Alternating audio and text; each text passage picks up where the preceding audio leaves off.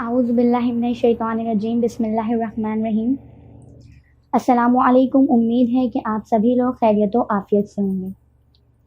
میں اپنی طرف سے، اپنے خانوادے کی طرف سے آپ سبھی کی خدمت میں عید اکبر، عید ولایت، عید غدیر کی مبارکباد پیش کرتی ہوں۔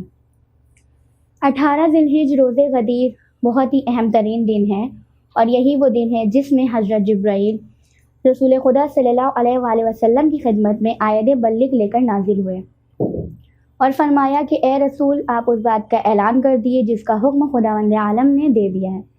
اگر آپ نے یہ کام انجام نہ دیا تو آپ نے گویا کوئی بھی کار رسالت انجام نہ دیا۔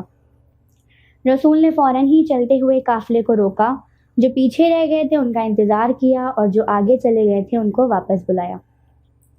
جب سارا مجمع غدیر کے میدان میں جمع ہو گیا تو رسول نے اونٹ کے کجاووں کا منبر تیار کروایا۔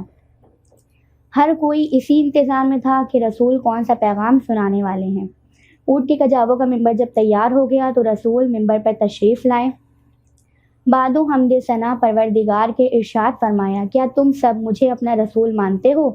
تو سب نے ایک زبان ہو کر جواب دیا، بے شک ہم آپ کو اللہ کا رسول مانتے ہیں۔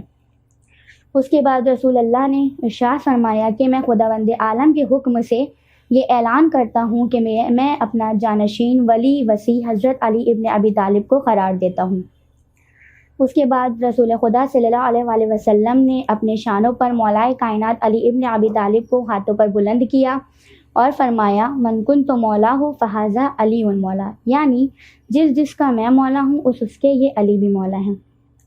یعنی رسول یہ زمانے کو بتا رہے ہیں کہ آپ لوگ یاد رکھیے کہ میرے بعد میرا جانشین ولی اور وصی حضرت علی ابن ابی طالب ہوں گے۔ بہترین شعر شاعر نے ارشاد فرمایا ہے کہ قرآن پورے خط سے جڑا ہے غدیر میں، تیور بدل کے آئی ہے آیت غدیر میں، پہنچا دو اے رسول امانت غدیر میں، ورنہ نہ بچ سکے گی رسالت غدیر میں۔ والسلام علیکم ورحمۃ اللہ وبرکاتہ۔